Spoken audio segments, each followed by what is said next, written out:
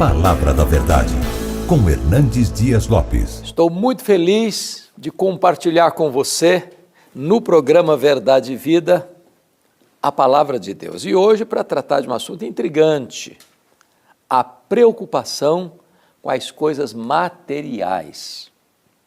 Vamos basear esta mensagem em Filipenses 3:19. Vamos ouvir a leitura deste texto. O destino deles é a perdição, o Deus deles é o ventre, e a glória deles está na sua infâmia, visto que só se preocupam com as coisas terrenas. Você é uma pessoa preocupada com coisas materiais? O texto diz que algumas pessoas só se preocupam com as coisas materiais. Tem gente que acorda de madrugada, vai dormir tarde, come penosamente o pão que granjeiam, porque só se preocupam com as coisas materiais. Tem gente que não tem tempo para Deus, para o cônjuge, para os filhos, para a família, para si mesmo, porque só se preocupam com as coisas terrenas. Tem gente que casa por causa de dinheiro, que descasa por causa de dinheiro. Tem gente que mente por causa de dinheiro. Tem gente que se corrompe por causa de dinheiro, é corrompida por causa de dinheiro. Tem gente que mata por causa de dinheiro, que morre por causa de dinheiro. E tem gente que vende a alma para o diabo por causa de dinheiro. Porque só se preocupam com as coisas terrenas. O apóstolo Paulo chegou a dizer que o amor do dinheiro, não o dinheiro, o amor do dinheiro é a raiz de todos os males. Olha a história das guerras. De uma nação invadir a outra.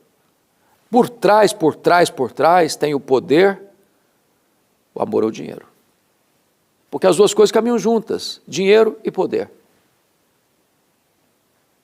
E Paulo diz mais que por amor ao dinheiro, muitas pessoas se desviaram da fé e atormentaram a si mesmos com muitos flagelos.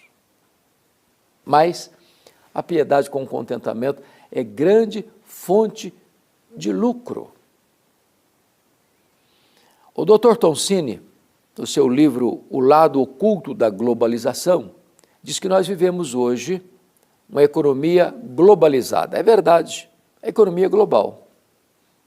Por exemplo, dá um abalo lá na Bolsa de Singapura, de Nova York, e você sente o tremor agora e aqui no seu bolso, porque a economia é globalizada. Um efeito que ocorre numa nação impacta na outra, porque as coisas estão interligadas. E nessa economia global, mais de 50% da riqueza do planeta está nas mãos de pouco mais de 100 empresas particulares. Há empresas mais ricas, por exemplo, do que países. A Toyota é mais rica do que a África do Sul. A GM é mais rica do que a Noruega. O Walmart é mais rico do que dezenas de países. E nessa economia globalizada, as empresas querem mais do seu tempo e mais do seu dinheiro. E precisamos mergulhar no consumismo para fazer essa máquina girar. Por exemplo, na década de 50, nós consumíamos 5 vezes menos do que consumimos hoje. Não éramos menos felizes por isso. Na década de 70, 70% das famílias dependiam apenas de uma renda para manter toda a família. Hoje, mais de 70% das famílias dependem de 2 rendas para manter o mesmo padrão.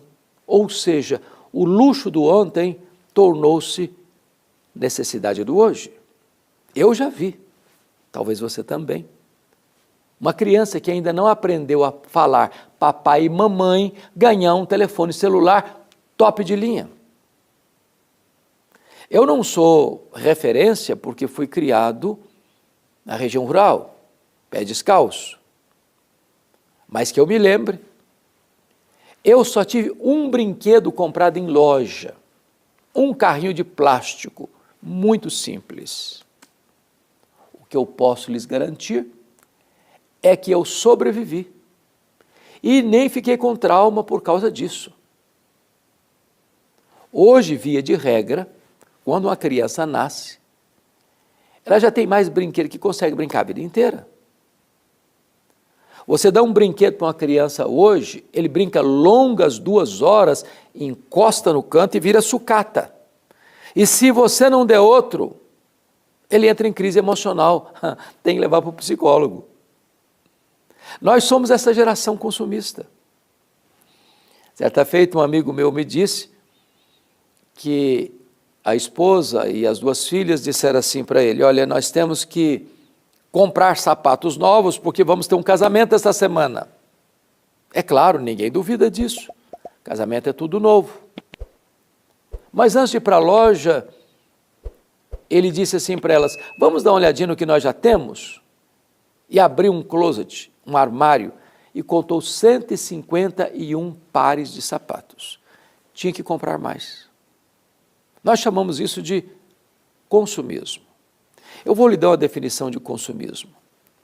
Consumismo é quando você compra o que você não precisa, às vezes com o dinheiro que você não tem, para impressionar pessoas que você não conhece.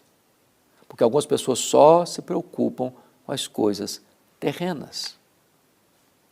O Dr. John Rockefeller, primeiro bilionário do mundo, disse que o homem mais pobre que ele conhecia era o homem que só tinha dinheiro. E disse mais: o homem mais feliz que eu conheci chegava em casa cheirando graxa, comia um bom prato de arroz com feijão e dormia uma noite toda bem dormida. A Bíblia chega a dizer que a vida de um homem não consiste na abundância de bens que ele possui. Por isso a Bíblia diz mais: se as suas riquezas prosperam, não ponha nelas o seu coração. Por quê? Porque a essência da vida não passa por isso. É por isso que a Bíblia diz: tendo o que comer, o que beber, o que vestir, com isso estejamos contentes, porque a piedade com o contentamento é grande fonte de lucro.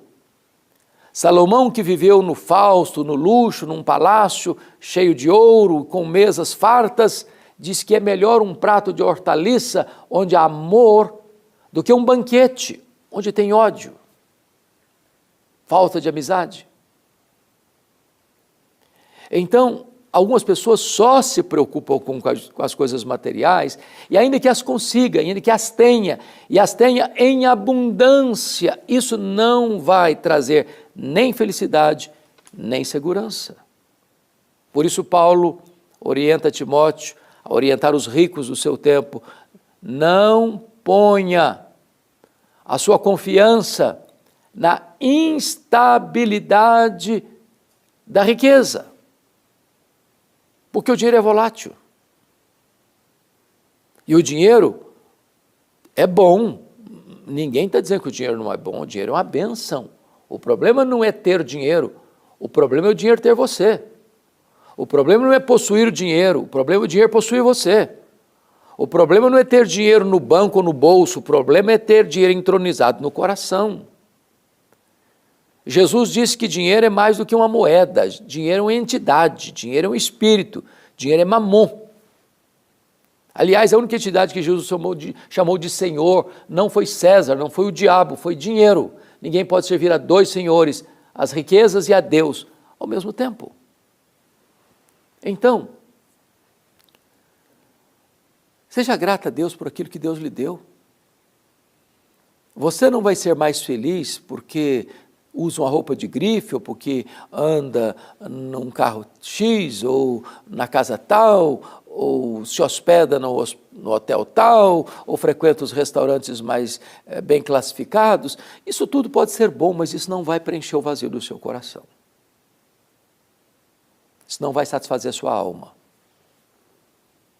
É por isso que Jesus diz assim: ajunte para você tesouros lá em cima, onde nem a traça, nem a ferrugem, nem os ladrões vão tomar de você.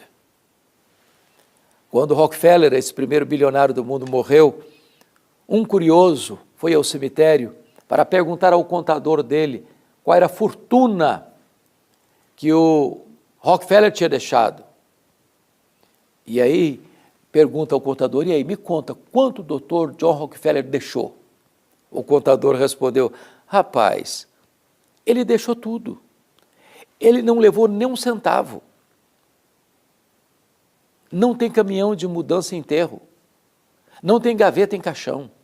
Não tem bolsa em mortalha. Você entrou no mundo sem nada e vai sair dele sem nada. Portanto, o que você granjeou entre o berço e a sepultura não é a razão da sua vida. Não viva focado no amor do dinheiro, porque isso pode trazer ruína para a sua vida. Ame a Deus. Seja grato a Deus. Viva uma vida modesta. Viva uma vida feliz. Sem ganância, sem avareza. E você então encontrará o verdadeiro sentido da felicidade em Jesus. Porque só Jesus pode fazer você verdadeiramente feliz. Deus abençoe o seu coração. Eu vou orar com você. Deus, eu te peço que tu apliques esta palavra ao coração de todos quantos aqui nos assistem. Oramos assim, em nome de Jesus. Amém.